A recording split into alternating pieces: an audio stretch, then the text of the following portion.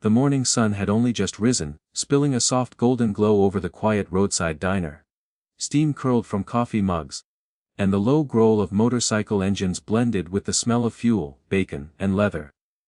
The Hells Angels bikers sat laughing over breakfast. Their chrome bikes lined up outside.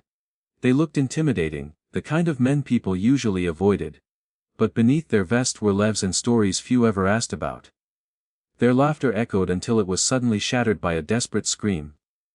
Everyone turned. A small girl in a red dress came running across the parking lot, her boots slipping on the cold pavement. Her light brown hair whipped behind her, her face streaked with dirt and tears. She pointed frantically toward the road, her voice breaking. "Please, they're hurting my mama! Somebody help her!" The sound of her sobs silenced the engines. A few truckers looked up unsure, but no one moved. Except one man.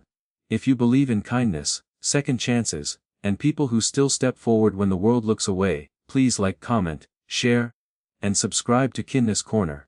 Because what happened next restores faith in humanity.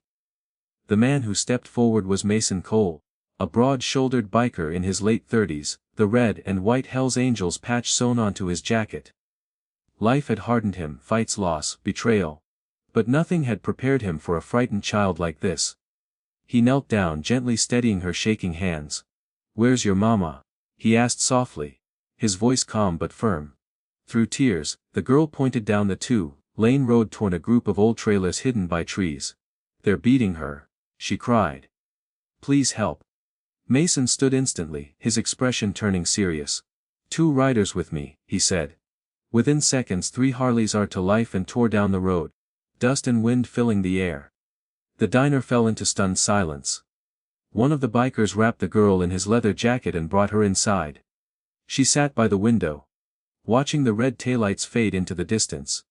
Minutes later, distant shouting echoed back, anger, fear, engines cutting through chaos.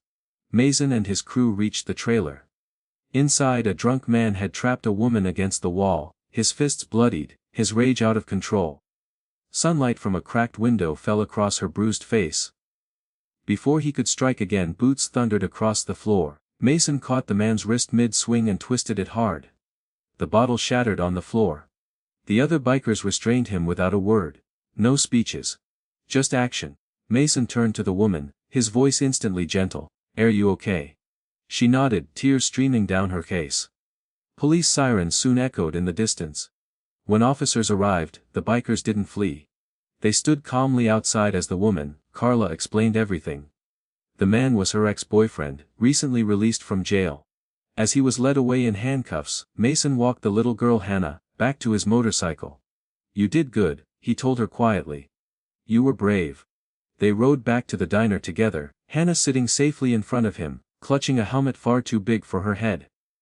The sun was fully up now. A crowd had gathered. When people saw Hannah unharmed and her mother alive, everything went silent. Carla thanked the bikers again and again. "I didn't think anyone would come," she whispered. Mason simply nodded toward Hannah. "She made sure we did." The diner owner brought blankets and coffee, one by one. The bikers removed their jackets and draped them around the mother and child. Even the police looked on in quiet respect. Mason bent down and spoke to Hannah. "Take care of your mama. You're her little guardian angel." The story spread quickly. By lunchtime half the town knew what had happened. People stopped by just to say thank you. When asked why they helped, Mason said simply, "You don't ignore a cry like that. Patch doesn't matter. Being human does." In the weeks that followed, the community rallied around Carla and Hannah. The bikers checked in every Sunday, sometimes bringing groceries, sometimes just sharing coffee and laughter. Months later, Hannah handed Mason a crayon drawing, motorcycles, a little girl in red, and a man kneeling to help her. "This is us," she said proudly. Mason folded it carefully and tucked it into his vest. "That's coming with me wherever I ride." If this story touched your heart, please like, share, and subscribe to Kindness Corner. Sometimes the toughest exteriors hide the deepest kindness. And tell us in the comments. What would you have done if you were one of those bikers?